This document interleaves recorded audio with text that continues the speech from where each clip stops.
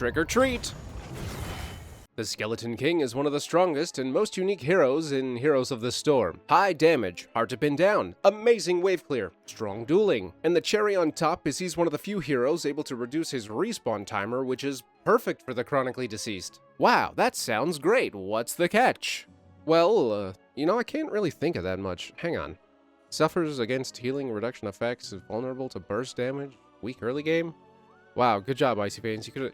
Leoric is a character in HOTS. Thank you. Thank you so much. Fine, I'll think of something. You'll probably end up as the only frontline in solo queue. That always sucks, especially since Leo has no hard crowd control. I can't peel for you, please make better choices. And because he can't lock people down, maintaining damage will involve a lot of stutter stepping, so you can't be lazy. This also makes him easy to kite, but overall, he's a strong generalist pick. He's got this really cool auto attack gimmick that's great for clearing waves and 1v1s. It's a 3-hit combo. 2 sweeps, then a bonk. I know counting that high stretches the arithmetical limits of the HOTS player base, but don't be scared. Boo. Blizzard hires good handlers, and they made sure Leo's mace lights up when he's got the crit chambered. His attack speed is pretty slow too, which makes it easy to get your steps in. That, plus a generous melee range, lets you walk people into their graves. If your opponent does fight back, they'll quickly learn why Leoric is king. With a high health pool and fantastic self-healing, don't miss. There are very few heroes that can take on Leoric in honorable combat, and if you do slip up, it's not a total wash. Leoric only goes back to the core by choice, staying on the battlefield as a ghost when he dies. Ooh. His health will slowly regenerate as the respawn timer counts down, and you can reduce this number by giving someone a spectral reach around, consent not required. Even without any abilities, ghost form is already amazing.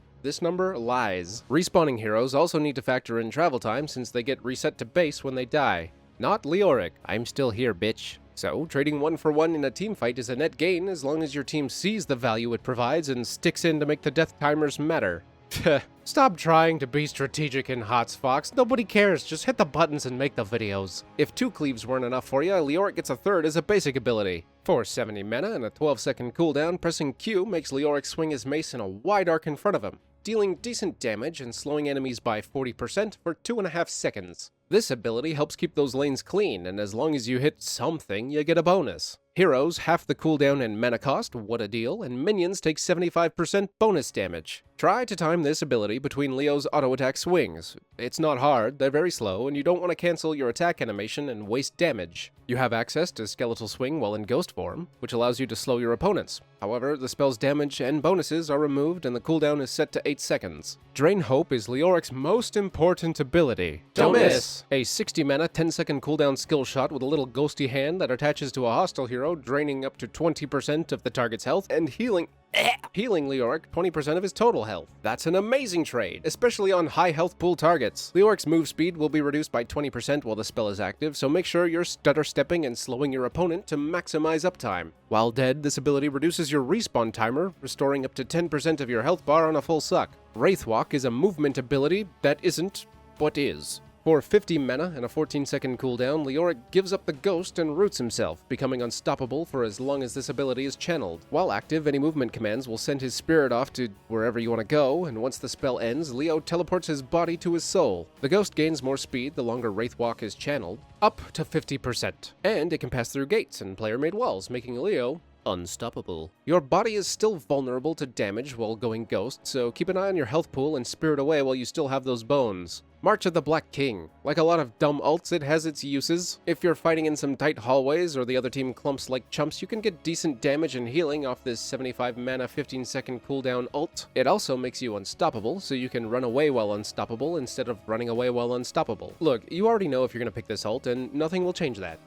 Not even your win rate. Leoric lacks hard crowd control, and this spell is as good as it gets. Entombs enemies in a tomb. An unpassable rectangular wall with no escape on one side and death on the other. The 4-second uptime is more than enough for you and your team to get your hands on whatever poor soul you trapped, and it can make tight fights even tighter. Tomb can also be used as a simple pathing blocker to split up the enemy team or to peel for your allies. Push the button again to bring the walls down early. This ult is so useful for Leo's kit, but by all means try to get March value.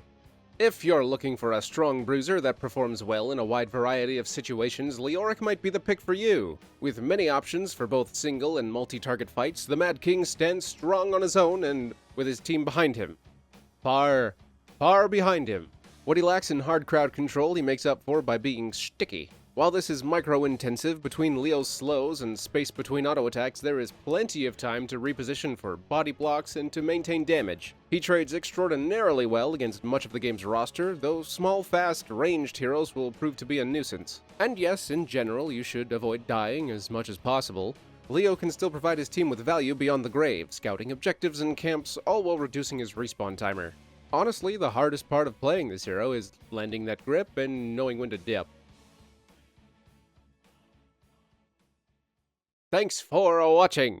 I hope you enjoyed the video. Next hot stuff will be out in a little bit. After 6-ish weeks of content with the same game, I think I've earned myself a palate cleanser. You better watch it, or else. Okay, bye.